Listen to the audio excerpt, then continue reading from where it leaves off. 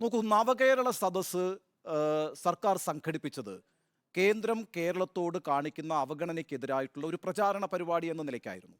ആ നവകേരള സദസ്സിലേക്ക് പ്രതിപക്ഷത്തെ സർക്കാർ സ്വാഗതം ചെയ്യുകയും ചെയ്തു. എന്നാൽ പ്രതിപക്ഷം അതിനോട് സഹകരിക്കാൻ തയ്യാറായില്ല.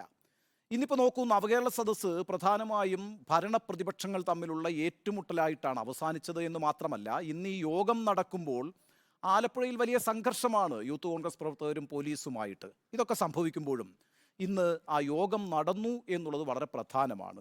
ഈ യോഗത്തിലൊരു തീരുമാനം ഉണ്ടായിട്ടില്ല എങ്കിൽ കൂടിയും വി ഡി സതീശൻ പറഞ്ഞത് അതിലൊരു രാഷ്ട്രീയ പ്രശ്നമുണ്ട്, സംസ്ഥാനത്തിൻ്റെ പൊതു താല്പര്യത്തിൻ്റെ പ്രശ്നവുമുണ്ട്, മുന്നണിക്കുള്ളിൽ ചർച്ച ചെയ്തതിനു ശേഷം ഒരു തീരുമാനം പറയും എന്നാണ്.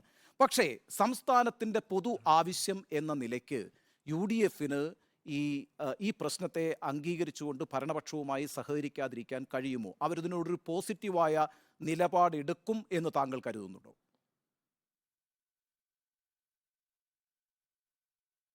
പ്രതിപക്ഷത്തിൻ്റെ നിലപാട് എപ്പോഴും ജനങ്ങൾക്ക് അനുകൂലമായിട്ടാണ്.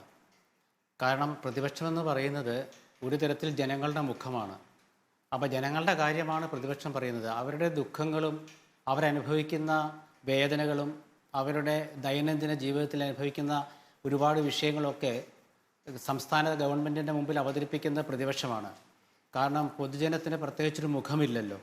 അപ്പോൾ അതുകൊണ്ട് ആ പ്രതിപക്ഷത്തിന് ആ കടമ നിർവഹിച്ചു പോരുന്നതിനിടെയാണ് പ്രതിപക്ഷത്തെ ഗവൺമെൻറ് അംഗീകരിക്കുകയോ അല്ലെങ്കിൽ അവരെ വിശ്വാസത്തെടുക്കുകയോ ചെയ്യാതെ ചില നടപടികളുമായിട്ട് മുന്നോട്ട് പോയത്. എപ്പോഴും മുഖ്യമന്ത്രി പറഞ്ഞിരുന്നൊരു കാര്യമുണ്ട്, നാടിനൊപ്പമല്ല പ്രതിപക്ഷം, അവർ ദേശത്തിന് വിരുദ്ധമായ കാര്യങ്ങളാണ് ചെയ്യുന്നതെന്നൊക്കെ പറഞ്ഞിട്ടുണ്ട്. നോക്കൂ മിസ്റ്റർ ഉണ്ണി ബാലകൃഷ്ണൻ ഇന്ന് തന്നെ ഈ മുഖ്യമന്ത്രിയുമായിട്ടുള്ള ഓൺലൈൻ ചർച്ചയ്ക്കിടയിലോ അല്ലെ അതിന് മുമ്പോ അതിന് പിമ്പോ ഇടതുമുന്നണി കൺവീനറാണ് പറയുന്നത് പ്രതിപക്ഷ നേതാവ് ദ്രോഹ നടപടികളാണ് കൊണ്ടു നടക്കുന്നതെന്ന്. അപ്പോൾ എൽ ഡി എഫ് കൺവീനർ മുഖ്യമന്ത്രി വിളിച്ച യോഗത്തിൻ്റെ ആ ദിവസം തന്നെ പ്രതിപക്ഷ നേതാവിനെ ഇങ്ങനെ ഒരു മോശമായ ഭാഷയിൽ ചിത്രീകരിക്കുമ്പോൾ നമ്മൾ എന്താണ് കരുതേണ്ടത്? ഇന്നെങ്കിലും അദ്ദേഹത്തിന് ആ വാചകം ഒഴിവാക്കാമായിരുന്നില്ലേ എന്നൊരു ചോദ്യമുണ്ട്. പിന്നെ പൊതുവായ കാര്യങ്ങളിൽ ഗവൺമെൻറ്റിനൊപ്പം പ്രതിപക്ഷം നിൽക്കും. അത് നിയമസഭ പാസ്സാക്കിയ ചില നിയമങ്ങളൊക്കെ നമ്മൾ കണ്ടതാണ്. അത് കേന്ദ്രവിരുദ്ധം എന്ന് പറയുന്നത് എന്നൊക്കെ കമ്മ്യൂണിസ്റ്റുകൾ കേരളം ഭരിച്ചിട്ടുണ്ടോ അന്നൊക്കെ അവർ കേന്ദ്രവിരുദ്ധ സമരം പറയും. അതിൻ്റെ ഭാഗമായിരുന്നു EMSൻ്റെ ഭരണവും സമരവും എന്ന സിദ്ധാന്തം.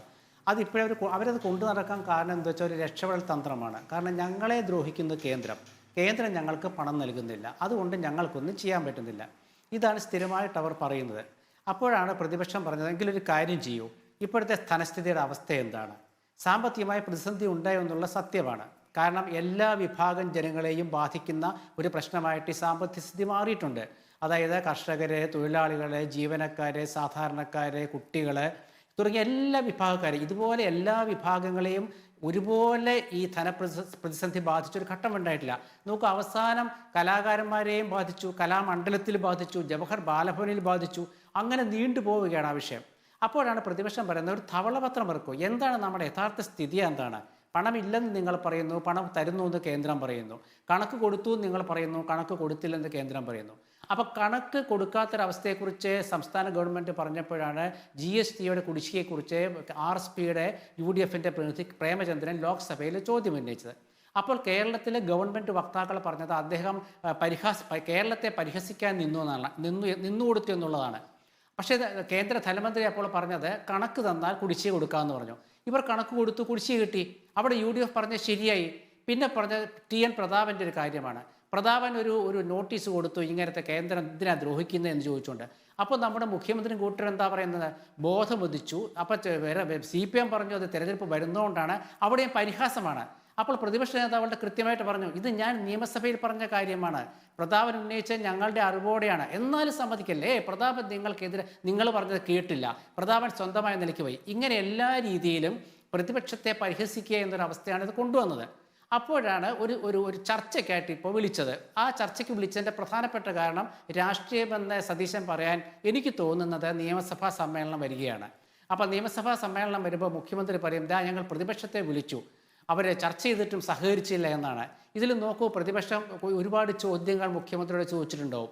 ധൂർത്തിനെ കുറിച്ചും ധനസ്ഥിതിയെക്കുറിച്ചും ഒക്കെ ശ്രീ എൻ ശ്രീകുമാർ, അങ്ങനെ ചുരുക്കത്തിൽ പറഞ്ഞാൽ ശ്രീ എൻ ശ്രീകുമാർ മറ്റ് അതിഥികളിലേക്കും പോകേണ്ടത് കൊണ്ടാണ് ഇടപെടുന്നത്. ചുരുക്കത്തിൽ പ്രതിപക്ഷം ഒന്നിച്ചൊരു സമരത്തിന് ഉണ്ടാകാനുള്ള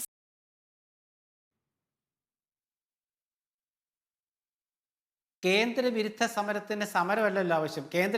കേന്ദ്രത്തിന്റെ ആനുകൂല്യങ്ങൾ നേടിയെടുക്കാനായിട്ട് ഒരു പ്രേമചന്ദ്രൻ മതിയായിരുന്നല്ലോ.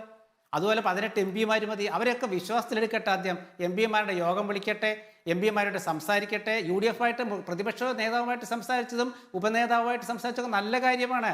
അങ്ങനെ ഗവൺമെന്റിന് പോസിറ്റീവായിട്ട് വരുന്നതും നല്ലതാണ്. പക്ഷേ ഗവൺമെന്റിന്റെ മനസ്സിൽ ഇപ്പം എന്താണെന്ന് LDF കൺവീനറുടെ പ്രസ്താവന വ്യക്തമാക്കിയില്ലേ? ഒരു ദിവസം ചർച്ചയ്ക്ക് വിളിക്കുക, ആ ദിവസം പ്രതിപക്ഷ നേതാവിനെ കുറ്റപ്പെടുത്തുക. You are watching Reporter Evening Show.